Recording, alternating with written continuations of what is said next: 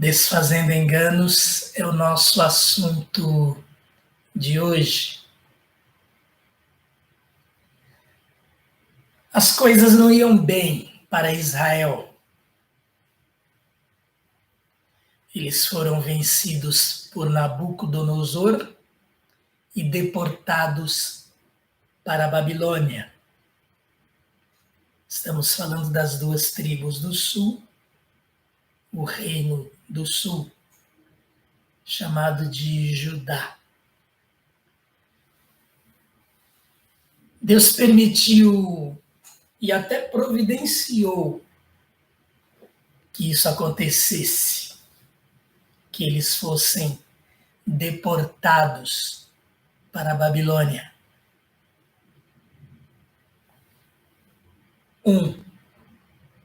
Para castigar o povo, para discipliná-lo.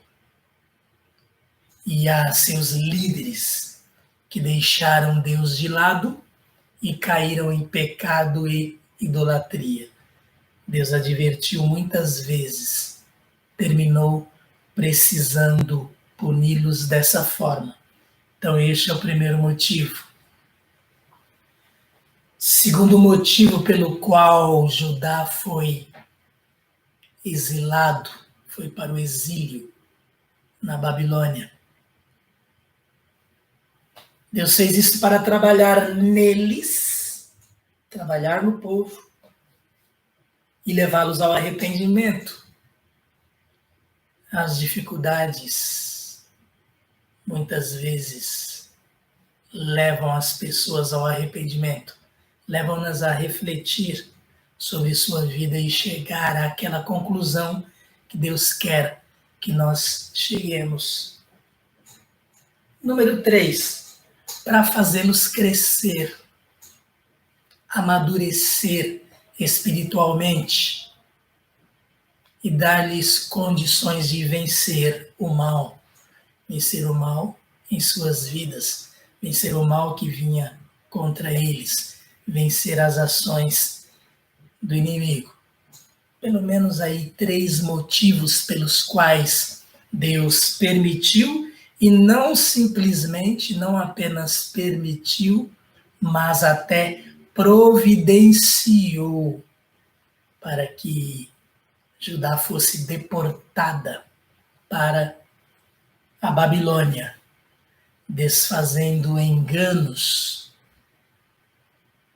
Deixa claro aqui para cada um de nós que muitas vezes as pessoas fazem ideia errada de Deus, do Deus que é amor e que sim quer o nosso bem. Mas o povo não via dessa forma, da forma como acabamos de falar. Para eles, Deus viria em seu socorro, ele os libertaria brevemente e os levaria de volta para a sua terra. Deus não os trataria mal. Para esclarecer esta situação e desfazer o engano de Judá, o Senhor envia-lhes uma carta.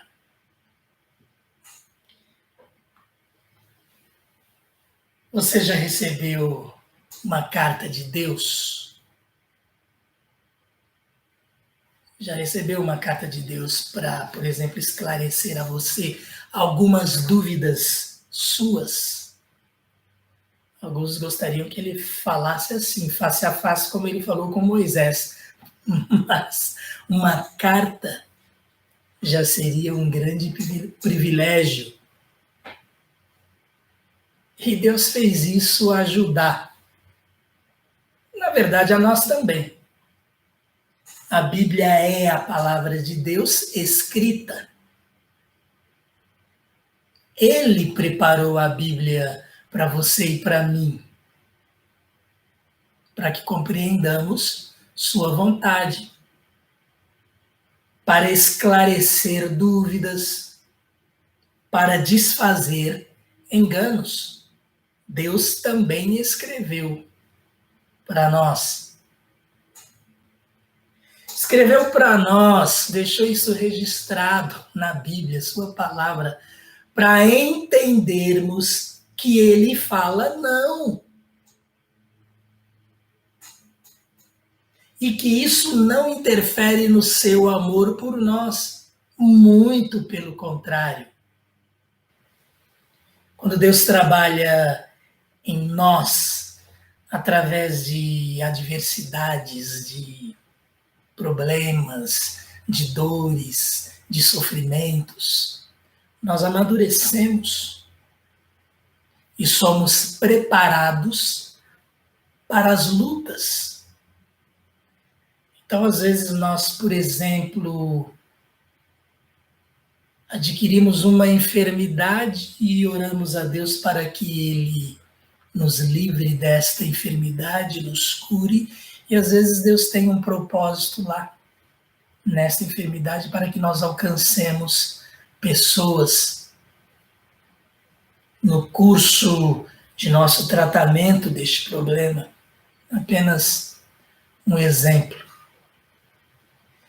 Então Deus escreve uma carta a Israel, especificamente Judá, esclarecendo alguns enganos que havia entre eles. Estamos em Jeremias capítulo 29. A carta ela vai começar a partir do verso 4. Os versos anteriores, eles fazem esta introdução de como Deus enviou esta carta a eles. Deus pede ao profeta Jeremias que escreva esta carta e ela é despachada juntamente com as correspondências, as coisas que precisavam ir para o Império Babilônico. Foi até de forma oficial para que não se perdesse. Isso está aí nos primeiros versos do capítulo 29. A partir do verso 4, nós temos a carta especificamente escrita ali. Então, o capítulo 29 se refere à carta, ao seu conteúdo, a partir do verso 4. Então, Jeremias escreve a carta, transmitindo o recado de Deus para o povo de Israel, que tinha sido deportado para a Babilônia. E o que nós aprendemos aqui? No verso 4, nós aprendemos que, olha, Deus fala na primeira pessoa, eu deportei vocês de Jerusalém para a Babilônia. Foi Deus quem fez isto. Eles achavam que tinham sido vencidos por um inimigo, mas que Deus iria lá, iria livrá-los, trazê-los de volta muito rapidamente. O primeiro engano desfeito aí está no verso 4. Deus fala, assim diz o Senhor dos Exércitos, o Deus de Israel, a todos os exilados que deportei de Jerusalém para a Babilônia. Que deportei de Jerusalém para a Babilônia. Primeiro engano desfeito. Nos versos 5 e 6, Deus vai falar para eles, toquem a vida de vocês no exílio. De que forma ele fala isto? Construam casas e habitem nelas, plantem pomares e comam de seus frutos, casem-se e tenham filhos e filhas, escolham mulheres para casar-se com seus filhos e deem as suas filhas em casamento, para que também tenham filhos e filhas, multipliquem-se e não diminuam. Está na carta de Deus para Israel. No verso 7, Deus manda outro recado para Israel e muitas pessoas se enganam neste ponto. Deus fala para eles que a prosperidade deles depende da prosperidade da cidade onde eles estão exilados. Israel queria mais era que seu inimigo fosse destruído, fosse aniquilado. O que Deus diz para Israel no verso 7? Busquem a prosperidade da cidade para a qual eu os deportei. Mais uma vez aqui, eu os deportei. E orem ao Senhor em favor dela. Antigo Testamento, Deus mandando eles orarem pelos babilônios, os cruéis babilônios que os haviam vencido, destruído a terra deles e deportado eles.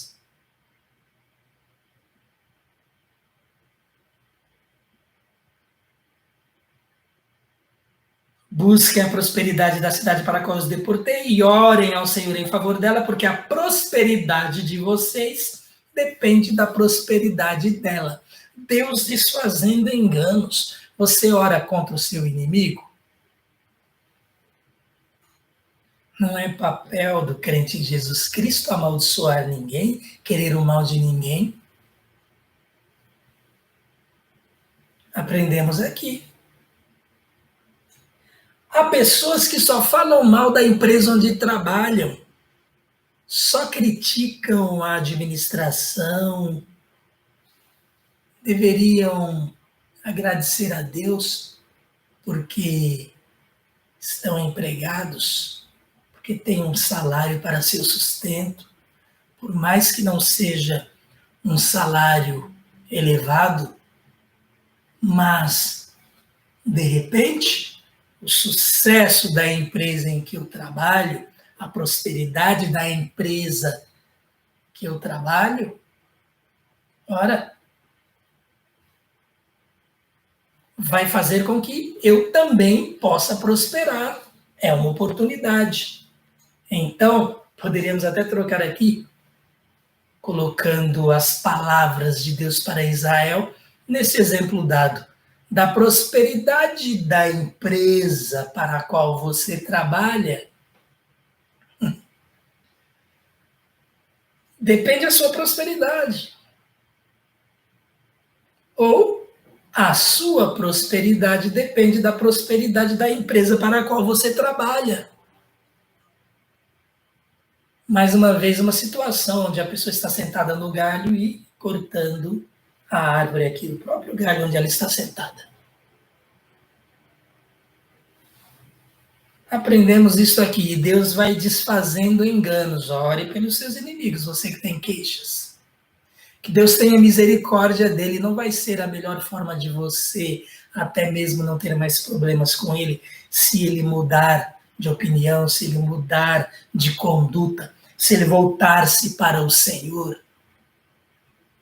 É uma forma de termos muitos dos nossos aborrecimentos vencidos, eliminados. Deus cuidar dos nossos inimigos, mas não da forma como nós gostaríamos, aqueles salmos que nós vemos às vezes na Bíblia, porque era como eles criam, e Deus envia a sua palavra para que nós tenhamos nossos enganos desfeitos. Está lá no verso 7. Nos versos 8 e 9, Deus fala para o povo, para o seu povo que ele escolheu para trazer o Messias para a salvação de todos os povos. Em outras palavras, o que Deus diz é isso: vocês fomentam os falsos profetas. O que significa fomentar? Vocês cercam de cuidados para criar ou fazer crescer os falsos profetas. Vocês estimulam os falsos profetas. Mas os versos 8 e 9 nós lemos assim: porque assim diz o Senhor dos exércitos, o Deus de Israel, não deixem que os profetas e adivinhos que há no meio de vocês os enganem. Não deixem. Não deem atenção aos sonhos que vocês os encorajam a terem. Essa segunda parte do verso 8 é muito importante para nós.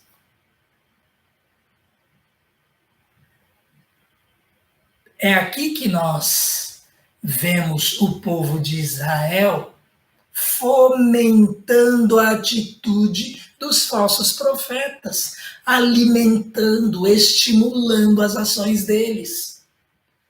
Se existiam falsos profetas, eles existiam porque o povo queria que eles falassem o que era bom a seus ouvidos. Então Deus diz: não deem atenção aos sonhos que vocês os encorajam a terem. Sabe o que Deus está fazendo aqui? Existem falsos profetas e a batata deles está cozinhando. Mas vocês estão dando oportunidade para que eles existam. Então, vocês têm sua parcela de culpa para que os enganadores os enganem.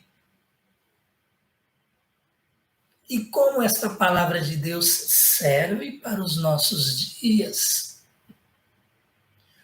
Como há pessoas que se dizem profetas de Deus, transmitindo ensinos enganosos. Sabe onde está a carta de Deus para desfazer estes enganos? Aqui, na palavra de Deus, a Bíblia escrita para nós. É nela que nós nos desfazemos dos enganos, dos falsos ensinadores da palavra de Deus. Deus diz: não deem atenção aos sonhos, às visões, àqueles que vivem falando aí, eu profetizo isso, eu profetizo aquilo. E Deus fala: vocês os encorajam a ter esses sonhos, essas visões. E cada vez que eles têm esses sonhos, essas visões, eles pedem mais dinheiro e vocês dão dinheiro para eles. Isso não está escrito aqui, não. Isso está, sim, no contexto dos nossos dias. Muitos agem desta forma, desfazendo enganos. Por quê? Porque sabendo como vão agradar aqueles que os ouvem, os falsos professores de Bíblia falam aquilo que vai lhes agradar, aquilo que eles querem ouvir, e aproveitam para explorá-los também. E quando Deus, de repente, não cura uma enfermidade, quando Deus diz não a determinada oração, o crente em Jesus Cristo se decepciona. Por quê? Porque está mal preparado, mal ensinado na palavra de Deus. Não lhe deram a interpretação correta do que Deus diz nas Escrituras, e nem o propósito ou os propósitos que ele tem para nossas vidas. Por isso esse verso 8, de lá, do contexto de Israel exilado na Babilônia, é tão importante e cabe nos nossos dias, porque a igreja de Cristo dos nossos dias está sendo invadida por muitos falsos profetas. Gente que não viu nada, gente que não sonhou nada, está dizendo que Deus disse aquilo a eles, coisas que nem estão acontecendo, porque eles falam que o crente em Jesus Cristo não fica enfermo. Muitos pastores têm ficado enfermos e morrido. Muitos dentre eles têm ensinado coisas erradas. E olha, vamos até tomar cuidado aqui, porque uma coisa não tem nada a ver com a outra. Muitos pastores e crentes, servos de Deus fiéis, têm partido para a eternidade, vítima, por exemplo, da Covid-19, mas isso não tem nada a ver com o castigo de Deus para eles, diretamente, especificamente. Não, tudo isso é um contexto. Então, vamos desfazer mais esse engano e não nos decepcionar com Deus quando virmos entes queridos nossos partir para a eternidade. Estas coisas acontecem e vão continuar acontecendo. Às vezes a pessoa tem ensinos errados a palavra de Deus, e aí quando Deus diz um não, ela vai chegar à conclusão que, por causa do ensino dos falsos profetas dos nossos dias, ela vai pensar, não crio o suficiente, não tive fé o suficiente, vai ficar se acusando, e não tem nada a ver com a fé que ela teve em Deus. Ela teve fé, sim, o suficiente, mas de repente aquele não era o propósito de Deus. Mas pessoas ficam decepcionadas, chegam a esfriar na fé, e olha aí o problema desses lobos no meio de cordeiros. Deus vai requerer deles e vai dizer lá na frente, não conheço vocês, nunca o conheci, nunca os conheci. Deus vai fazer isso. Esse é o nosso verso 8. E no verso 9, o verso seguinte, nós lemos, eles estão profetizando mentiras em meu nome. Eu não os enviei, declara o Senhor. Por quê? Porque Deus está aqui mesmo no próprio texto, várias vezes. Assim diz o Senhor.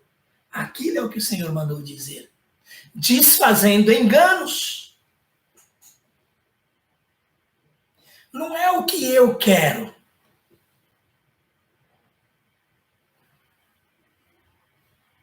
É o que o Senhor quer. Ele é soberano.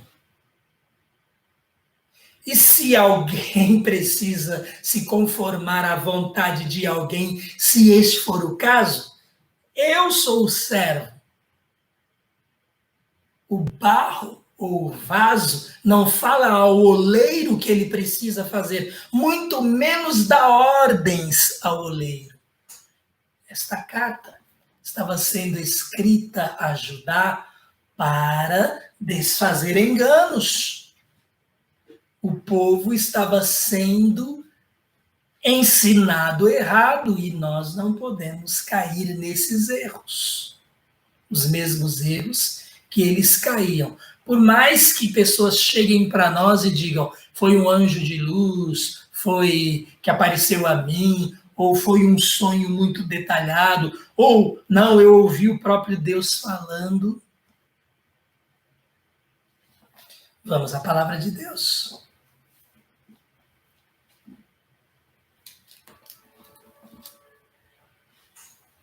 Agora, o nosso texto, a partir do verso 10, ele nos diz o seguinte, nós vamos ler dos versos 10 a 14.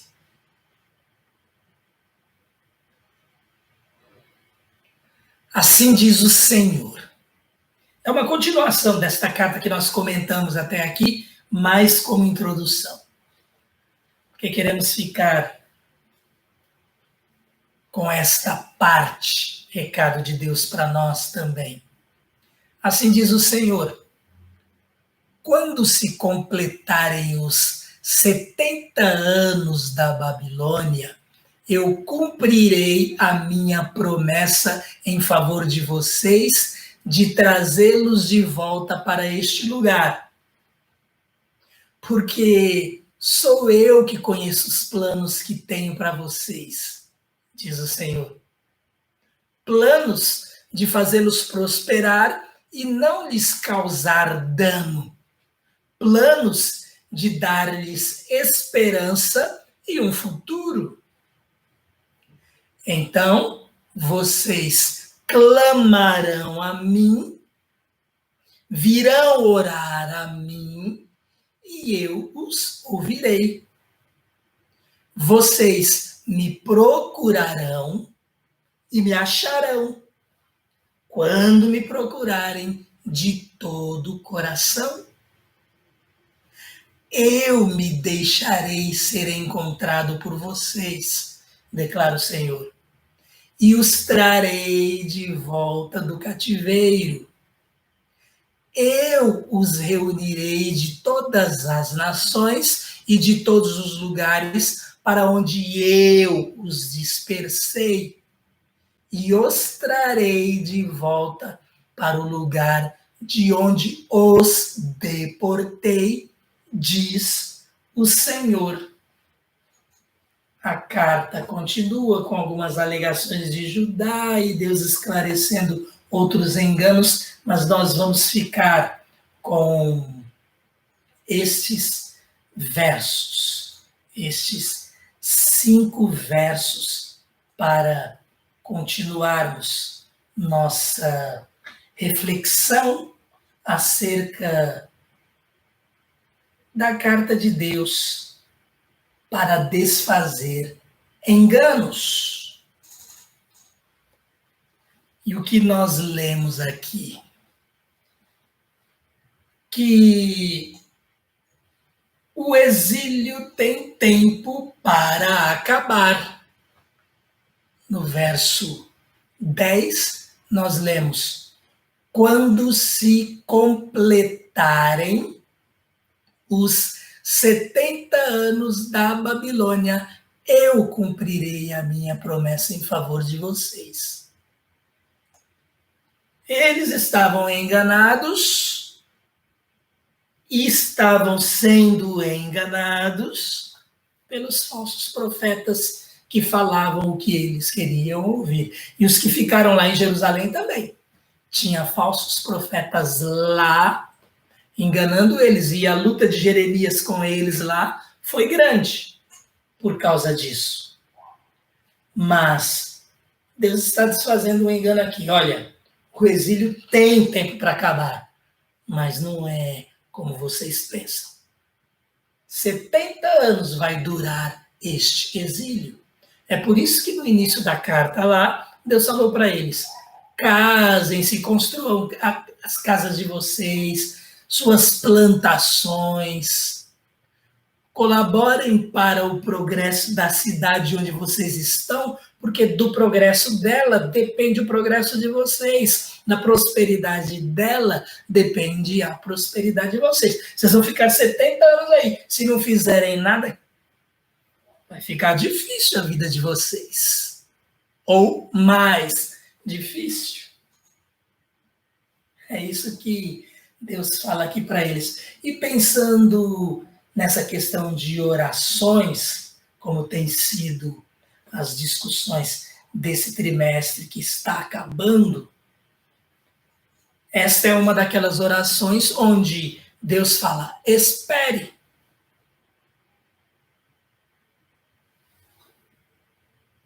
Você será atendido em 70 anos. No caso específico deles aqui. É por isso que eles tinham que constituir família e tinham que tocar a vida. Mas Deus, o Deus que é fiel, ele diz: eu cumprirei a minha promessa em favor de vocês. E qual era a promessa? De trazê-los de volta para este lugar, para Jerusalém, de onde Jeremias escreve a carta e envia para a Babilônia. E por que Deus diz isto? Lemos no verso 11. Porque sou eu que conheço os planos que tenho para vocês. Ora, quem tem os planos é Deus. Quem conhece os planos? Aquele que planejou. Então Deus diz: sou eu que conheço os planos que tenho para vocês. Vamos desfazer os enganos? Vamos parar de fazer planos e projetos sem consultar o Senhor? Vamos pelo menos andar com Ele em intimidade para saber qual é a vontade dEle e se Ele vai se alegrar com aquilo que temos pensado para o nosso futuro? Se estiver em consonância com a vontade dEle, Ele vai confirmar aquilo que nós estamos pretendendo fazer da nossa vida, nossos anseios. É o Senhor que conhece os planos que Ele tem para nós. E Deus deixa claro aqui: planos de fazê-los prosperar e não de lhes causar dano. Vamos desfazer esse engano? Vocês foram exilados. Fui eu quem os deportei, Deus diz. Mas existia um motivo para isso. Por que Deus diz aqui? Os meus planos são de fazê-los prosperar e não de lhes causar dano. Eu não mandei vocês para o exílio para lhes causar danos. Os meus planos são planos de dar-lhes esperança e um futuro.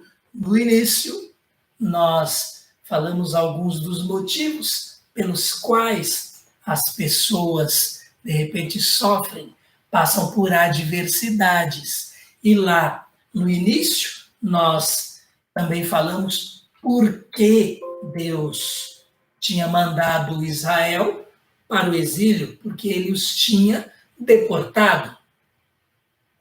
Para castigar o povo e seus líderes que deixaram Deus de lado e caíram em pecado e idolatria. Esse foi um dos motivos. 2, para trabalhar neles, para trabalhar na vida deles, para trabalhar na mente e coração deles e levá-los ao arrependimento. E 3, para fazê-los crescer, para amadurecê-los espiritualmente, prepará-los para voltar para a sua terra, prepará-los para voltar para Jerusalém, a capital de Judá. Foi isso que Deus fez. Era isso que Deus pretendia. Então, era plano de fazê-los prosperar, plano de dar-lhes esperança. Mas para que isto acontecesse, eles precisavam se arrepender, eles precisavam consertar sua vida. Quando nós olhamos para determinada situação e achamos que estamos sofrendo demais ou que Deus se esqueceu de nós, há um motivo por trás. Nem sempre nós sabemos qual é esse motivo. Nem sempre é pecado. Nem sempre nós fizemos algo de errado e Deus está punindo. Esta era a situação de Israel, não necessariamente é a nossa situação. Há vários outros motivos. De manhã isto também foi falado nos motivos de oração, respondidas ou não por Deus. Mas Deus diz então para eles aqui, eu tenho planos de prosperidade, esperança e futuro. É isso o que nós lemos aqui, nesses versos 10 e 11. E nos versos seguintes, versos 12 a 14, no verso 12, por exemplo, nós lemos: então vocês clamarão a mim, virão orar a mim, e eu os ouvirei. Que importância tem esse verso 12? Deus estava tratando de Israel, Deus estava enviando adversidade até para eles, Deus os estava fazendo ser humildes, porque eles estavam sendo dominados pelo inimigo. O inimigo os humilhava. Sim, eles foram tirados de sua terra e enviados para a Babilônia. Sua vontade foi invadida. Sua vontade não foi respeitada. A vontade individual, a vontade do povo, a vontade do rei. O inimigo estava pisando neles, mas foi Deus quem providenciou isto para tratá-los. Eles estavam precisando de humildade, eles estavam precisando sofrer. Olha, Deus não estava fazendo mal para eles, Deus estava fazendo bem. É Ele que conhece os planos que tem para nós. E de repente, se nós, aqui nos nossos dias, começarmos a pensar uma série de coisas aí, olha, se não entendermos, pelo menos vamos procurar desfazer o engano de achar que Deus se esqueceu de nós, que Deus não está sendo bom o suficiente, que a sua graça está falhando, que a sua misericórdia ele resolveu entregar ou dar só para o vizinho. Depois que Deus tivesse tratado de Judá, o que iria acontecer? Verso 12. Então vocês clamarão a mim, virão orar a mim e eu os ouvirei. Um dos problemas de Israel, um dos sérios problemas do povo era a idolatria. Então Deus fala, vocês clamarão a mim, virão orar a mim e eu os ouvirei. Deus estava, então, preparando o ambiente propício, ideal, para que Israel clamasse a ele. Para que Israel viesse e orasse, e Deus os ouvisse.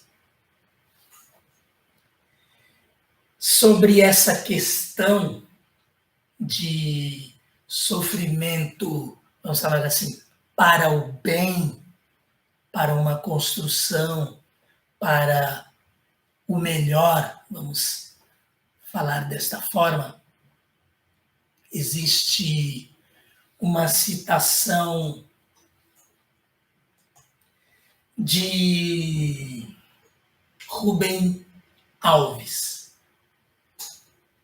bem conhecido aí no meio brasileiro, tanto por seus livros como por suas palavras. E Rubens Alves tem uma citação que é a seguinte: uma ostra que não foi ferida não produz pérolas. Uma ostra que não foi ferida não produz pérolas. Deus estava tratando Israel nesse sentido. E as pérolas são um exemplo para nós. Pérolas são produtos da dor.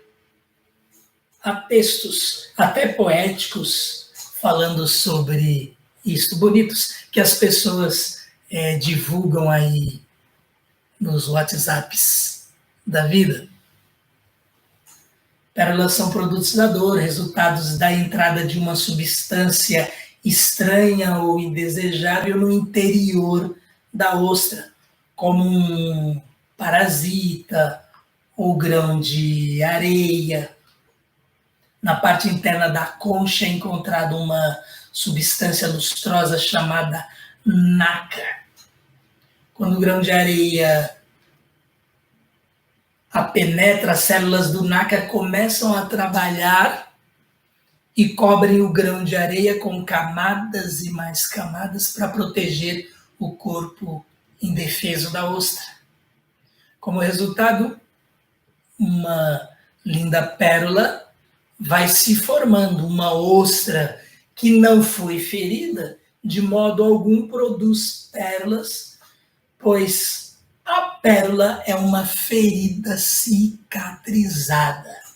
Então, na natureza, nós temos este exemplo poético, mas que serve para ilustrar o que Deus faz nas nossas vidas. Quantos de nós nunca se sentiu ferido por palavras rudes de alguém, acusado de ter dito coisas que não disse, ideias rejeitadas ou mal interpretadas? Quantos já sofreram com a indiferença de outras pessoas? Deus está vendo tudo isto e muitas vezes Ele permite, ou até aplicando aqui a carta de Deus a Israel para desfazer enganos, de repente, Deus não permitiu, não. Deus enviou aquela pessoa para moldar você, para trabalhar sua vida. Mas qual tem sido nossas respostas? Duras, bateu, levou? Não leva o desaforo para casa? Rodo a baiana? Qual tem sido nossa reação a cada um desses ataques que poderiam ter uma reação diferente da nossa parte e nos levar a amadurecer um pouquinho mais? Então Deus, ele vai tratando de cada um de nós, para que nós não sejamos ostras vazias, sem pérolas dentro de nós. Deus trata, Deus sabe os planos que ele tem para cada um de nós. Vamos aí aos versos seguintes que nós precisamos comentar para terminar. Então, o verso 12. Vocês clamarão a mim, virão orar a mim e eu os ouvirei. Por quê? Porque Deus já terá tratado deles, já os terá amaciado, já os terá feito sofrer bastante a ponto deles se tornarem humildes e buscarem o Senhor e somente o Senhor. Por isso, o verso 13, verso tão conhecido nosso, e é bom que nós percebamos em que contexto ele está aqui nessa carta de Deus para desfazer os enganos de Israel. Por isso o verso 13 diz: vocês me procurarão e me acharão quando me procurarem de todo o coração. Ora, para procurar Deus de todo o coração, muitas vezes é necessário que ele trabalhe bastante em nós. É necessário que ele envie muita aprovação.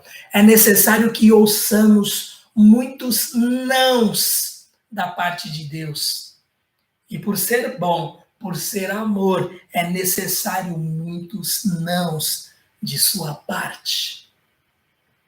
Deus prepara o seu povo para que nós estejamos preparados para um dia procurá-lo e achá-lo, porque estaremos fazendo isto de todo o nosso coração. Quando nós oramos, nós encontramos Deus.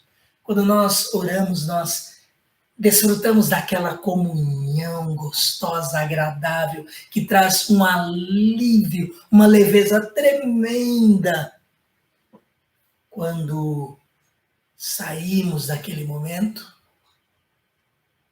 é assim a nossa experiência de oração ao nosso Deus, ou nós nos levantamos amargurados, entendendo que não fomos atendidos. Talvez precisemos desfazer alguns enganos.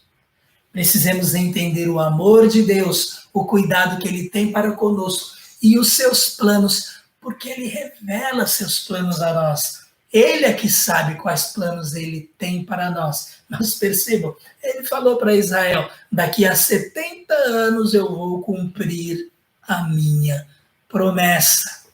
Então Deus continua dizendo a eles aqui no verso 14: eu me deixarei ser encontrado por vocês, declara o Senhor, e os trarei de volta do cativeiro. Aqui é Deus que está falando. Ele está falando através do seu profeta verdadeiro, vocacionado por ele, chamado ainda muito jovem, Jeremias, profeta de Deus, por quem Deus realmente falou. Precisamos, irmãos, ter discernimento para entender quando a palavra vem do Senhor, quando é a palavra de Deus que nós estamos ouvindo e quando não é. Aprendemos mais uma coisa aqui, ou mais um engano é desfeito. Deus diz: eu me deixarei ser encontrado por vocês. Deus, ele é transcendente. Nós não temos como alcançá-lo. Ele também é imanente. E porque ele é imanente, ele se permite alcançar, ou seja, ele vem até nós. Ele se revela a nós. Ora, a principal revelação de Deus está aqui. Suas escrituras. Em seu Filho, ele se revela da forma mais completa possível. Então ele diz, eu me deixarei ser encontrado por vocês. Israel não encontrava o Senhor, queria ouvi-lo a partir de falsos profetas, queria aceitar que era a voz de Deus apenas se o que fosse dito lhes agradasse. Você é assim? Só quer ouvir de Deus algo que lhe agrade? Ou você está pronto a ouvir o que Deus realmente está falando para o seu bem? No final, realmente é para o seu bem, para o meu bem. Então ele diz, eu me deixarei ser encontrado por vocês, declara o Senhor, e os trarei de volta do cativeiro. Ele iria cumprir sua promessa.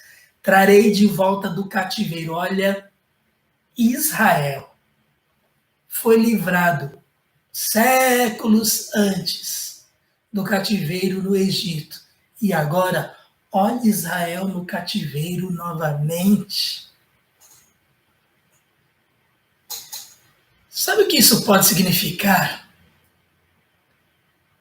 Jesus te libertou do cativeiro do pecado. Não se deixe ser cativo novamente, ser escravo do inimigo, suas tentações.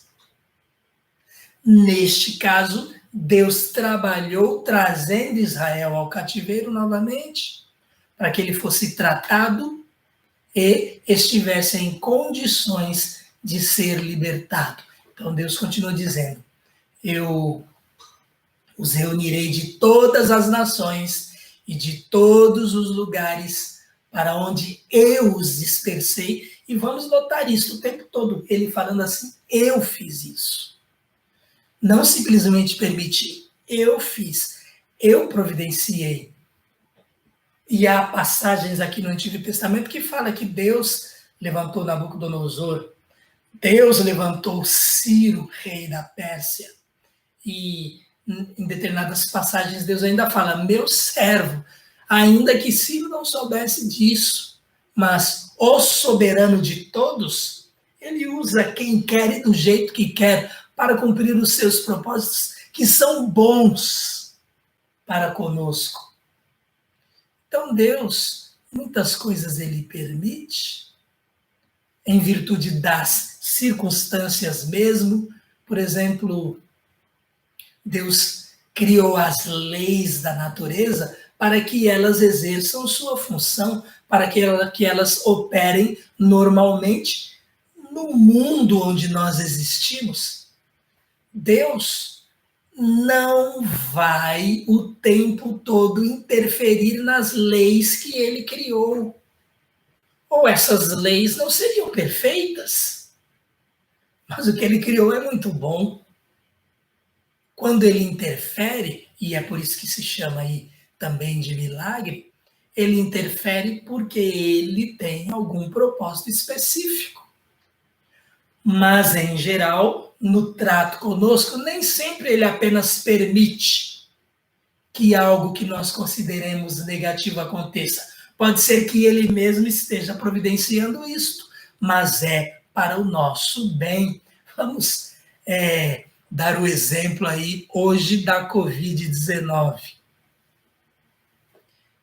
A pessoa é vacinada para o bem dela, não é para morrer, não. Tem muita gente evitando, tem gente dizendo que não vai tomar, tem gente com medo. A vacina é para o bem. Agora, vamos pensar numa criança que não tem entendimento e que tem que tomar aí, às vezes, no mês, 4 vacinas de uma vez em determinada idade, 7 meses, 1 ano, esse tipo de coisa. A criança, ela está se sentindo ali terrivelmente agredida. É para o bem dela, mas aquela furada no braço é uma agressão.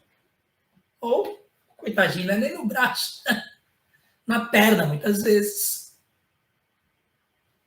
É para o bem dela. Mas ela não sabe disso. Às vezes nós nos comportamos como um bebê sem conhecimento, sem entendimento. As vacinas de Deus para você são para o seu bem, são para evitar o vírus do pecado, são para te fortalecer, para que você crie anticorpos espirituais e nesta batalha nossa que é espiritual, tenhamos condições de vencer o inimigo. Nós que somos soldados de Cristo. Então, para encerrarmos, Deus diz: eu os reunirei de todas as nações, de todos os lugares para onde eu os dispersei, e os trarei de volta para o lugar de onde os deportei. Foi Deus quem fez isso. Ele queria que o povo entendesse, desfizesse esse engano. É sempre Deus que toma a iniciativa para que nos aproximemos dele. Nossa parte em resposta à sua graça é corresponder ao seu amor. Uma das coisas que foi falada hoje pela manhã pela professora Lindiane foi que quando Deus diz não à oração, ele nos dispensa a sua graça. Ou seja, ele nos dá mais da sua graça, ele nos derrama mais da sua graça, ele nos supre com a sua graça. Foi isso que ele falou para Paulo quando ele pediu: tira esse espinho na carne. Deus falou para ele: a minha graça te basta, ela é suficiente. O meu poder se aperfeiçoa na fraqueza. Que Deus nos ajude, irmãos, a desfazermos também muitos enganos. Que nós possamos ter discernimento para entender quando o profeta é de Deus. E nos nossos dias, quem é o profeta? É aquele que prega a palavra, é aquele que traz o recado de Deus com base na Bíblia, que é a sua palavra. O profeta de Deus hoje é este. Que tenhamos esse entendimento e que não deixemos os profetas e adivinhos dos nossos dias que há no nosso meio nos enganar. Que não demos atenção aos sonhos. Olha o que o verso diz. Que nós os encorajemos a ter, que não tenhamos estes sonhos de encorajar pessoas a nos falarem o que queremos ouvir. Infelizmente, nos nossos dias, há este tipo de situação. Que tenhamos discernimento da parte de Deus para agir diferente. Que os nossos sonhos, na verdade, sejam sonhos que, pelo fato de estarmos ligados à videira, sejam também os sonhos do Pai. Ou, é melhor dizer o quê? Que os sonhos dele sejam os nossos sonhos. E aí não vai haver qualquer problema. Que Deus nos ajude a não sermos enganados, que na sua palavra possamos desfazer todo e qualquer engano. Deus vai nos ajudar nesse sentido. Ele está conosco, nos orientando, nos fortalecendo e trabalhando em nós neste sentido. A figura aqui, né? Esta figura, que perigo! Alguém pisar numa casca de banana, se arrebentar todo. Há pessoas que estão fazendo da Bíblia uma casca de banana. Vamos desfazer esses enganos. Na Bíblia, nós temos a verdade de Deus para nós. Amém? Que Deus a todos abençoe.